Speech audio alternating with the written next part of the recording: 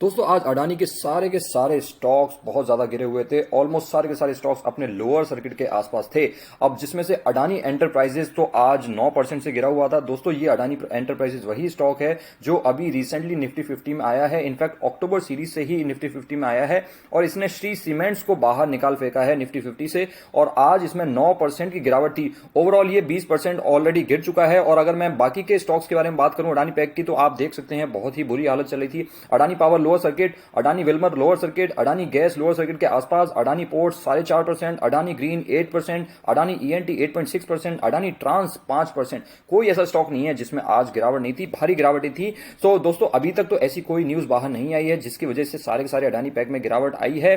लेकिन दोस्तों आपको पता होगा बड़े प्लेयर्स को पहले से ही कुछ न्यूज पता होती हैं। सो ऐसा हो सकता है एक दो दिन में या आज शाम तक कोई न्यूज आ जाए जिसकी वजह से ये गिरावट ऑलरेडी हो चुकी है। ऐसा अडानी पैक में पहले भी कई बार हो चुका है कि पूरा का पूरा पैक इस तरीके से एक दो दिन 3-4 दिन गिरता रहता है, लेकिन उसके बाद फिर से बहुत तेजी से रिकवरी आ जाती है। और ये सारे स्टॉक्स जिन इन्वेस्टर्स के वीक हैंड्स होते हैं उनसे ले लिए जाते हैं और फिर से ये स्टॉक्स भागना स्टार्ट कर देते हैं।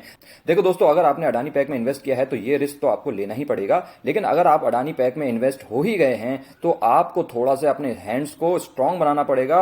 ऐसी छोटी मोटी गिरावटों की वजह से बेच करके निकल जाएं स्टॉक्स को, बहुत ही बढ़िया बात नहीं है। मैं ये नहीं कह रहा हूं कि ये गिरावट कब रुकेगी कब नहीं रुकेगी। मैं तो आपसे ये कह रहा हूं कि ऐसा बहुत बार अडानी पैक में हो चुका है। अगर आपने अडानी पैक में मन बना ही लिया है इन्वेस्ट करने तो ऐसी गिरावटों के लिए आपको तैयार होना पड़ेगा, तभी आप इस तरीके के रिटर्न्स ले पाएंगे जो अडानी पैक एक्चुअल में देता है। अगर आप चाहते हैं कि बिना रिस्क के अडानी पैक जैसे रिटर्न्स मिल जाएं तो वैसा नहीं होगा। बाकी एक बात और कहना चाहता हूं ऑप्शन ट्रेडर से, अडानी पैक में गिरावट के चलते यहां पे पुट सेलिंग अपॉर्चुनिटी ढूंढने की गलती नहीं करनी चाहिए। मेरे हिसाब से आप इसमें बहुत बुरी तरीके से फंस सकते हैं। अडानी पैक में बहुत ज्यादा ऑपरेटर एक्टिविटीज और बहुत सारी ऐसी एक्टिविटीज होती रहती हैं जो रिटेलर्स के हाथ से बाहर होती हैं।